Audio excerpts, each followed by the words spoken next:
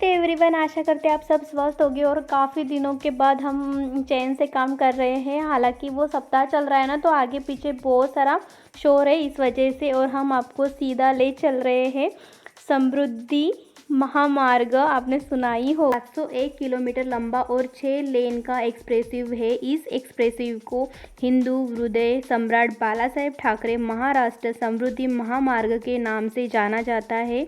ये महाराष्ट्र के 390 गांवों तथा 10 जिलों से होकर गुजरात में जाता है। इससे मुंबई और नागपुर के बीच का जो अंतर है, और अंतर के साथ साथ समय काफ़ी कम हो जाता है। यहाँ पर एक ग्रीनफील्ड का प्रोजेक्ट भी है जिसकी घोषणा 2015 में ही हुई थी, तथा ज़मीन अधिग्रहण का जो काम शुरू हुआ था वो 2017 में ही चालू हो चुका था। महत्वपूर्ण, प्रधानमंत्री नरेंद्र मोदी जी ने दिसंबर 2018 में मुंबई नागपुर एक्सप्रेसिव की नींव रखी थी। इसका उद्देश्य राज्य के ग्रामीण क्षेत्रों में आर्थिक विकास को गति देना है। सभी क्षेत्रों में कनेक्टिविटी प्रदान की जाएगी और यह राष्ट्रीय एवं अंतर्राष्ट्रीय बाजारों का गेटवे बनेगा। एक्सप्रेसवे मुंबई में जवाहरलाल नेहरू पोर्ट ट्रस्ट एवं नागपुर में मल्टी मॉडल इंटरनेशनल एवं एयरपोर्ट को सफल बनाने के लिए महाराष्ट्र राज्य सड़क विकास निगम दिन रात कड़ी मेहनत कर रहे हैं, और हम उनको भी सपोर्ट कर सकते हैं। हम समझ सकते हैं उनको कितना ये टारगेट अचीव करने में कितना ही टाइम लगा होगा। इसी रास्ते से हम कहीं गए थे, हम वहीं पर आपको ले चल रहे हैं। हालांकि हमें इस बारे में बहुत कुछ बोलना था, लेकिन हमारे पास थोड़ा सा टाइम भी कमी था। हम शूट नहीं कर पा रहे थे क्योंकि बहुत भीड़ थी उस रास्ते पर, और रुक रुक कर थोड़ा सा शूट करना थोड़ा सा सही नहीं हो रहा था। बहुत कड़ी धूप थी, इस वजह से भी हो सकता है। और मेन ये था कि कहीं जाना था, जाकर वापस भी आना था, एक ये भी था। तो आपको सीधा सीधा ले चल रहे हैं दरगाह पर। हाँ, हम इनके बारे में थोड़ा सा आपको रूबरू करवाते हैं। हालांकि बहुत इन्फॉर्मेशन है और बहुत सारे वीडियोस हमने कलेक्ट करके रखे थे, बहुत अच्छे से शूट करके रखा था। बट क्या हो गया था ना, वो जो हमने शूट करा था उसमें काफ़ी लोगों का तामझाम था, तो हमें वो सही नहीं लगा, तो इस वजह से हमने उसको स्किप कर दिया। लेकिन हाँ, थोड़ा बहुत हम आपको इन्फॉर्मेशन बताते हैं। गिरड वर्धा से 59 किलोमीटर दूर और समुद्र तहसील में है। मुस्लिमों में प्रसिद्ध संत शेख फरीद बाबा का मकबरा है। यहाँ पर यहाँ के स्थानीय लोग भी बताते हैं संत उल्टी स्थिति में खड़े होकर पूजा किया करते थे।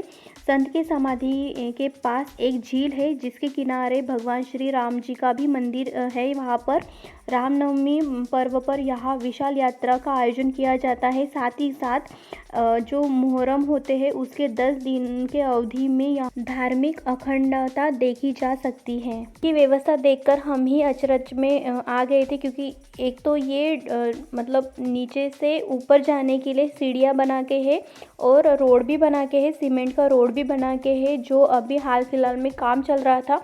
लेकिन हाँ, 2 व्हीलर से जा सकते थे, लेकिन जो 4 व्हीलर है ये सब नहीं जाते थे। यहाँ पर मान्यता है कि आप जो भी अपने दिल से मांगते हो तो वो पूरा हो जाता है। जब उनकी मन्नत पूरी हो जाती है, वो व्यक्ति आते हैं यहाँ पर और उनको थैंक यू के स्वरूप में खाना पकाते हैं, कुछ बलि देते हैं। वो नॉनवेज यहाँ पर खाना पकता है, और जब वो कोई बलि देते हैं, जैसे मुर्गा हो गया, बकरा हो गया, तो उनका प्रॉपर एक प्रोसेस होता है। पर आपको कतार में लगना पड़ता है। आपका जब नंबर आएगा तब एक कूपन मिलता है और उनके हिसाब से आगे की प्रोसेस होती है।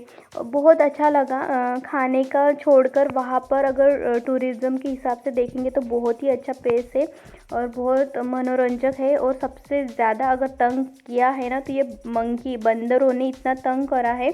और सब में पता नहीं, किसी ने अगर कुछ लेते हैं तो उनके पास जाते थे और उनके हाथों से ले लेते थे। मतलब किसी का, कोई भी आदमियों से उनको कोई भी डर नहीं है। यहाँ पर हम सेकंड टाइम देख रहे थे। जब हम राम मंदिर रामटेक गए थे तो वहाँ पर भी यही हाल था और यहाँ पर भी वही हाल है। हालांकि वहाँ पर हर जगह पे चेतावनी लिखी थी कि बंदरों को कोई भी खाना ना दिया करे, क्योंकि वो झपटते हैं ना, तो सिक्योरिटी के अकॉर्डिंग हो सकता है।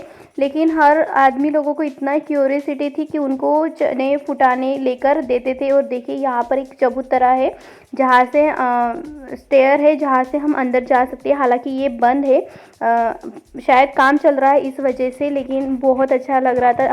हमें लग रहा था कि वहाँ पर जाकर थोड़ा थोड़ा सा बैठ जाए ना, थोड़े से एक क्वालिटी टाइम जैसे बिता। यही कूल के यहाँ पर कबर बना के रखे हैं और इन लोगों ने, जो बंदर लोग हैं, उन्होंने अपना घर समझ के रखा है। और देखिए यहाँ पर उन्होंने इतने छोटे छोटे बच्चों को लेकर उनको ही ट्रेन करना चालू कर दिया है। यहाँ पर पहले बैठने की अरेंजमेंट नहीं थी। हम 5 साल पहले हम जब यहाँ पर आए थे तो यहाँ पर बैठने की कोई भी सुविधा अवेलेबल नहीं थी, ये शेड भी नहीं था।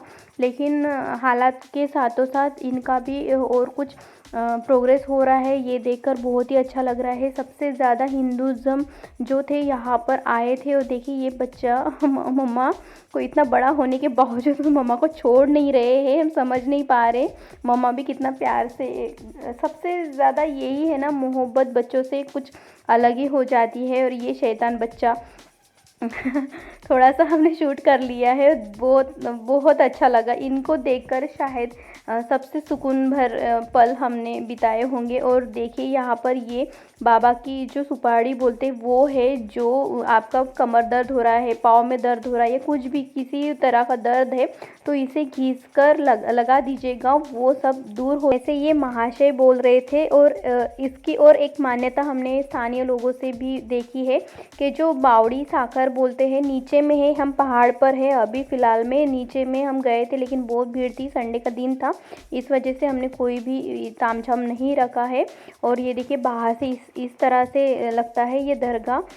कोई भी दरगाह, कोई भी मस्जिद, कोई भी कुछ भी, कोई भी भगवान का स्थल आप जहाँ पर भी जाएंगे ना, वहाँ पर सुकून एक अलग ही लेवल पे जाता है। हमने हर तरह से ये किया है कि बहुत एक पॉजिटिव एनर्जी आती है। जैसे हम किसी के घर में जाते हैं तो कुछ कुछ वाइब मिक्स हो जाती है, लेकिन आप कोई भी मंदिर में चले जाइए, कोई भी मस्जिद, दरगाह, कोई भी स्थान पे चले जाइए जो धार्मिक स्थल से रिलेटेड होते हैं, वहाँ पर सुकून सेम रहता है, सेम पॉजिटिव वाइब रहते हैं। आप हमसे इत्तेफाक रखते होंगे।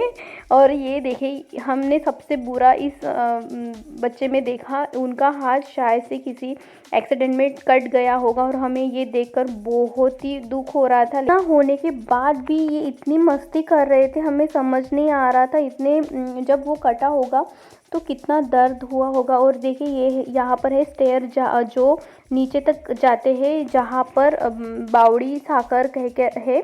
एक पर कुआं विराजमान है और वो कहते हैं जादुई कुआं है, जहाँ से पानी लेते हैं। और यहाँ पर जो प्रसाद स्वरूप वेज में होता है वो खिचड़ा मलिंदा होता है, सिंपल सी खिचड़ी होती है।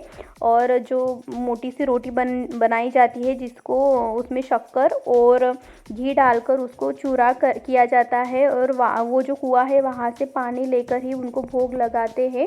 और इनकी मान्यता बहुत कुछ बोल रहे थे, लेकिन हम सेटिस्फाई नहीं हुए, इस वजह से हम आपको शेयर नहीं कर रहे हैं। हालांकि देखिए आप कितना रश है, संडे का दिन है, बहुत रश था वहाँ पर। और देखिए वो जो आप कॉर्नर में देख रहे हैं ना, वहाँ पर बलि दिए जाते हैं, जो बकरा वगैरह कटता है ना, वहाँ पर कटता है, एक प्रॉपर प्रोसेस से होकर वो होता है। और वही साफ़ करके देते हैं, वही सब कुछ करके देते हैं। हम सिर्फ कूपन लेना होता है, कूपन में जो पैसे बोलते हैं, वो जो चार्जेस होते हैं वो भरना पड़ता है बस। और देखिए अगर वहाँ पर रोड वगैरह अच्छा होता था तो यहाँ पर भी सुविधा बना के रखे हैं, प्रॉपर अच्छे से जगह का यूटिलाइज़ किया है, बहुत अच्छा है। और बच्चों का जो दिल बहलाने के लिए ना हॉर्स राइड्स भी बना के रखी है, और बाइसिकल रखे थे, बहुत कपल थे जो बाइसिकल पर बैठकर फ़ोटोज़ वगैरह निकाल रहे थे। ओवरऑल जो हम एक दिन का टूर करते हैं वो बहुत ही खूबसूरत सा था। हम अल्टरनेट टाइम पर आते थे, कौन से टाइम पर आए ये तो हमें याद नहीं, लेकिन हम बचपन में एक बार आए थे। तो ये यहाँ पर जो आप झील देख रहे थे वहाँ पर पानी नहीं था, लेकिन कछुआ बहुत थे, जगह जगह पे कछुए थे, छोटे से लेके बच्चों से लेकर बहुत बड़े बड़े कछुए थे। लेकिन यहाँ का ट्रांसफॉर्म तो बहुत हो चुका है। यहाँ पर मच्छी का प्लांटेशन देखा हमने, बदक का प्लांटेशन देखा, और यहाँ पे बहुत सारे दुकान देखे। और देखिए कितना अच्छे मेन रोड वगैरह अच्छे सफाई से बन चुके हैं, बहुत अच्छा इनक्रेडिबल थोड़ा सा ये हो गया है। हम क्या ही आपको कहे वैसा भी होता है ना, ये अच्छा भी है। जो लोकल एरिया वाले लोग हैं उनको एक कमाने का ज़रिया यही हो सकता है। फ्लावर, जो भी फ्रूट्स है ये है। यहाँ पर पानी की भी अरेंजमेंट उस टाइम पे नहीं थी जब हम कुछ टाइम पहले गए थे तब, लेकिन यहाँ पर देखिए अब पूरा पानी का सुविधा हो चुका है, सब कुछ एक प्रॉपर हिसाब से हो चुका है। तो एक डेवलपमेंट का एक अलग ही ये है। आई होप आपको पसंद आया होगा। Thank you so much.